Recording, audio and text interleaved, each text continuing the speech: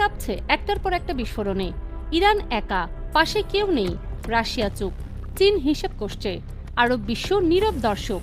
কিন্তু এই রক্তাক্ত যুদ্ধক্ষেত্রের চেয়েও ভয়ঙ্কর একটা প্রশ্ন এই মুহূর্তে গোটা পৃথিবীর রাজনৈতিক বিশ্লেষকদের ঘুম কেড়ে নিচ্ছে। সেই প্রশ্নের উত্তর ইরানে নেই, আমেরিকায় নেই, ইসরায়েলেও নেই। সেই উত্তর লুকিয়ে আছে পূর্ব এশিয়ার সবচেয়ে রহস্যময় দেশটার রাজধানীতে পিয়ংইয়ংয়ে। আর সেই উত্তরের চাবি যার হাতে, তার নাম কিম জং উন। এই মানুষটা সম্পর্কে দুনিয়া যতটুকু জানে তার চেয়ে বেশি জানে না। যিনি ইরানের সর্বোচ্চ নেতা আয়াতুল্লাহ খামেনির সাথে দশকের পর দশক ধরে এমন একটা সম্পর্ক গড়ে তুলেছেন যা কোনো কূটনৈতিক দলিলে পুরোপুরি ধরা পড়ে না। যিনি ডোনাল্ড ট্রাম্পের সাথে একেবারেই পাতে না। দুই মেরুর দুই মানুষ তারা। আর ইসরায়েলের প্রধানমন্ত্রী বেনিয়ামিন নেতানিয়াহুকে তিনি প্রকাশ্যে ক্যান্সার বলে গালি দিয়েছেন, কোনো রাখঢাক না রেখেই। ঠিক এই জায়গাটা থেকেই আসল ভয়ের সূচনা।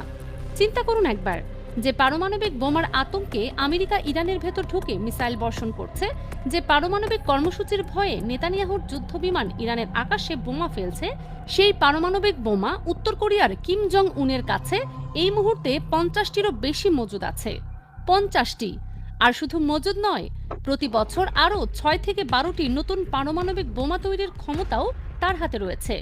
তার আন্তঃমহাদেশীয় ক্ষেপণাস্ত্র সরাসরি আমেরিকার মূল ভূখণ্ডে আঘাত হানতে পারে।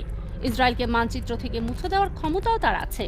আর সবচেয়ে লোমহর্ষক তথ্য হলো, ইরানকে পারমাণবিক শক্তিধর রাষ্ট্র বানানোর পেছনে কিম জং উনের হাত আছে বলে বহু আন্তর্জাতিক গোয়েন্দা সংস্থা দাবি করে আসছে।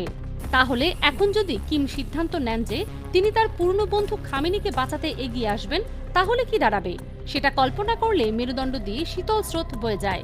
কারণটা খুব পরিষ্কার, কিম জং উনের সামনে ট্রাম্পের মুখ থেকে কথা বের হয় না। নেতানিয়াহু কিমের বিষয়ে টু শব্দ করার সাহস রাখেন না।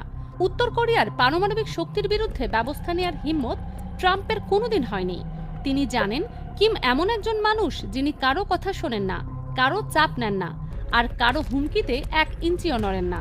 কিম এই মুহূর্তে চুপ আছেন ঠিকই, কিন্তু তার এই নীরবতাই হয়তো সবচেয়ে বড় বিপজ্জনক সংকেত। এই পুরো লড়াইটার মূলে আছে পারমাণবিক অস্ত্র। কিম জং উন বুঝতে পারছেন, ইরানের পারমাণবিক কর্মসূচি যদি একবার শেষ হয়ে যায়, তাহলে ট্রাম্পের উৎসাহ শতগুণ বাড়বে। পরের টার্গেট হবে কে?